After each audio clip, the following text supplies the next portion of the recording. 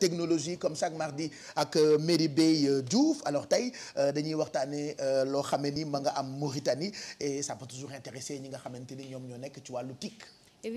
Effectivement Pape Cheikh comme dañu ne yeewu leen TFM fépp lay dem.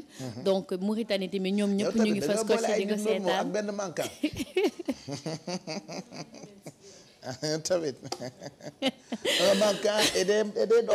donc loolu tax tey jii nii un manquant et des gens normaux. loolu tax tey jii nii ñu dem ba Mauritanie pour indi leen Adina. alors qu'est-ce que c'est que Adina? On va regarder l'élément après ñu ñibbisi pour dellu si pour wax si. Bonjour, c'est Mariam Khan, 28 ans, ingénieure en nouvelles technologies de l'information et de la communication. Je suis actuellement présidente de l'association Adina Rimtik. C'est un projet de création d'incubateurs technologiques en Mauritanie, initié par des jeunes Mauritaniens, pour la plupart baignant dans le domaine des nouvelles technologies, mais aussi nous avons différents profils variés dans le business, des juristes, des géologues, etc.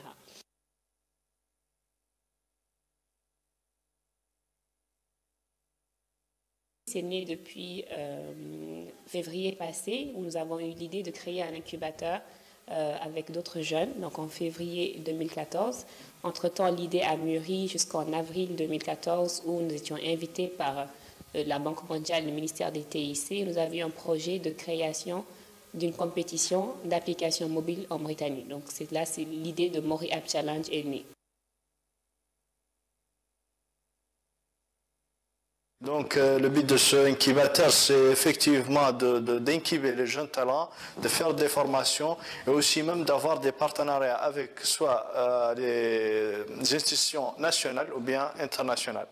C'est de créer une communauté de développeurs, d'entrepreneurs mauritaniens qui ont des projets innovants et qui répondent à des problématiques locales afin d'aider ces jeunes-là en les coachant, en leur donnant des formations, en leur mettant en rapport avec des partenaires adéquats.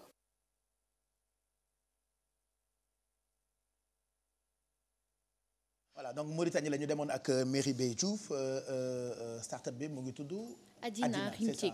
Voilà, Adina Rimtik, en fait, c'est une organisation à but non lucratif qui a été créée par de jeunes Mauritaniens. Donc, c'est des jeunes Mauritaniens qui se sont regroupés pour créer organisation bi, mais c'est pas pour am si xaalis wala dara. Donc, ñoom li ñuy def mooy en fait Adina Rimtik, c'est un incubateur qui fait vivre l'innovation technologique à travers la promotion de l'entrepreneuriat des jeunes. C'est-à-dire que ñoom ils se sont regroupés pour favoriser l'entrepreneuriat des jeunes. Parce que dañu xam ne que ne génn école dem di wuti ji liggéey léegi xewatul. Créer sa affaire bopp am sa yëfu bopp moo gën a wóor. Donc ñoom ils sont là aussi pour coacher ces jeunes-là qui veulent se lancer dans l'entrepreneuriat. Donc c'est un objectif dañuy accompagner tous les jeunes porteurs d'idées innovantes. Comprendre nga gunge leen jox leen ay conseils. Créer leen benn espace de coworking boo xamante ne par exemple yow boo créé woon tey sa start-up Mado créé start-up Mamadou créé start-up yéen ñëpp di ngeen mën a bokk benn lieu bi parce que peut-être yow mën nga am sa projet idée mais doo amagum local bu lay abriter wala des choses comme ça. Donc ñoom dans ce sens-là ils innovent en mettant un espace de coworking pour les futurs entrepreneurs. Donc dañuy aussi exploiter tout ce qui est potentiel technologique en Mauritanie parce que c'est un secteur aussi là-bas qui n'est pas assez développé. Peut-être Sénégal moo xaw a raw tuuti mais voilà mais ça reste un tout petit peu te Mauritanie tamit mi ngi ñëw. Li ma ci gën a neex aussi c'est que c'est un projet boo xamante ne ni il y a beaucoup de femmes parce que xam nga Mauritanie c'est réputé être un pays boo xamante ne jigéen ñi xam nga affaire yi nu mu mel foofu quoi duñ ci sore mais on voit que maintenant les femmes voilà commencent à prendre le pouvoir même en Mauritanie dans le domaine de la technologie. Voilà te ils ont essayé d'innover aussi en quoi faisant dañuy permettre aux start-upers de bénéficier d'un appui et d'un accompagnement plutôt ainsi que des opportunités de financement. C'est-à-dire ñoom duñ la jox juste ay conseils dañ lay jox aussi ay opportunités de financement. Fii nii am voilà fii nii am na entreprise buy def bu mel noonu même si ce n'est pas dans le TIC voilà. Donc c'est assez innovant en fait parce que man fii Dakar gisaguma fi en tout cas quelqu'un dans le domaine de la technologie qui a créé cette sorte d'organisation là. Donc comme li ñu mën nañ roy ba roy lu baax. mën nañ def aussi loolu parce que quand même à Dakar il y a beaucoup de jeunes entrepreneurs yoo xamante ne peut-être xamuñu lu ñuy commencer.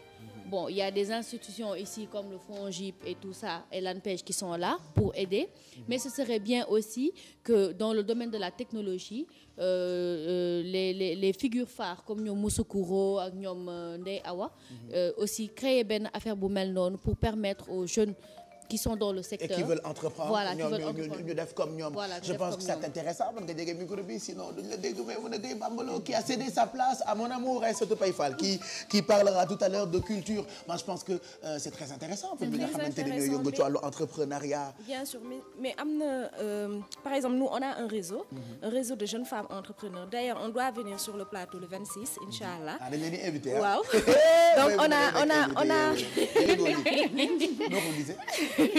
donc on a la maison de l'entrepreneur. D'ailleurs on fait le lancement du centre incubateur. Ce sera le 26 mai courant. Donc benn maison la boo xamante ni képp kuy entrepreneur. boo ñëwee da ngay retrouver lépp li ngay soxla. Ça veut dire la chambre de commerce, l'IPRES, l'APIX. Donc da ngay am brochure li nga soxla yëpp pour def entrepreneuriat. Oui, c'est très intéressant et puis c'est ay jeunes femmes la yoo xamante ni dañuy liggéey dans tous les domaines.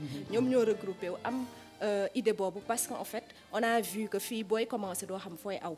Donc boo amee nag la maison de l'entrepreneur, c'est-à-dire tu as envie d'entreprendre, tu viens directement ñu ne la fii ngay aw fii ngay aw fii ngay aw. Et puis comme c'est un réseau, si profil boo nekk rek di nga am kenn ku la mën coacher. Voilà, surtout que maintenant nouvelle technologie dafay permettre affaire di gën a exploser en fait. Effectivement, en passant par Twitter, en passant par Facebook, en passant par voilà d'autres réseaux sociaux. Du nekk sax réseaux sociaux, mais yow en tant que mën nga nekk incubateur, mën nga créer sa benn affaire bu ndaw avec tes amis d'ici évoluer parce que quand même quoi qu'on le dise c'est un secteur encore vierge et vraiment mën nañ ko exploiter lu bëri pour am si voilà c'est pas encore un milieu saturé donc voilà c'était ça tey laa leen indiloon. mais très intéressant très intéressant je rappelle que mën ngeen ko amaat ci YouTube bi /TFM donc ça s'appelle Hadina Rimtik voilà. Mauritanie on les encourage oui parce que waxuma góor ñi rek mais jigéen ñi fa nekk gis nañu ni ñu ngi dawal ay combats yu am solo c'est des combats nobles donc merci de nous avoir présenté